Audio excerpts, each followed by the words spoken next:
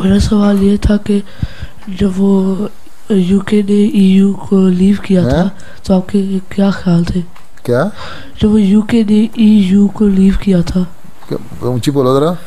جب وہ یوکے نے یورپین یونین کو لیو کیا تھا. اچھا بریگزٹ. ہاں جی، بریگزٹ ہوا تو پھر کیا ہوا؟ آپ کے کیا خیال تھے؟ کیا خیال؟ میں تو اس کے خلاف تھا.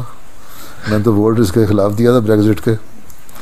جب انہوں نے ووٹنگ کی تھی، ریفرینڈم کیا تھا، میں نے اپنا ووٹ اس کے حق میں نہیں ڈالا تھا، بلکہ میں نے جو یورپین یونین میں ایڈریس کیا تھا ایک دفعہ پارلیمنٹ میں، وہاں بھی میں نے کہا تھا تم لوگ اکٹھے رہو گے تو فائدہ رہے گا تم لوگوں کو، لیکن اس کے لیے انصاف کی بھی ضرورت ہے. ہر ایک ملک کو اس کے حق دو اور انصاف سے اپنے چلاؤ. لیکن کیونکہ ہر ایک کے یہاں اپنے اپنے ویسٹڈ انٹرسٹ شروع ہو گئے تھے، ہر ملک کے اپنے تھے، پھر انہوں نے صحیح پالیسیز نہیں بنائیں، اکنامک پالیسیز صحیح نہیں تھیں. اس لیے یہ ہونا تھا. فرانس کا جو نیا ایک صدر کینڈیڈیٹ ہے، پوٹینشیل کینڈیڈیٹ صدر بن رہا ہے، جو الیکشن کھڑا ہے نا ان کا، وہ کھڑا ہو رہا ہے، اس نے بھی یہی کہا ہے کہ میں بن گیا تو میں بھی فریگزٹ کر دوں گا.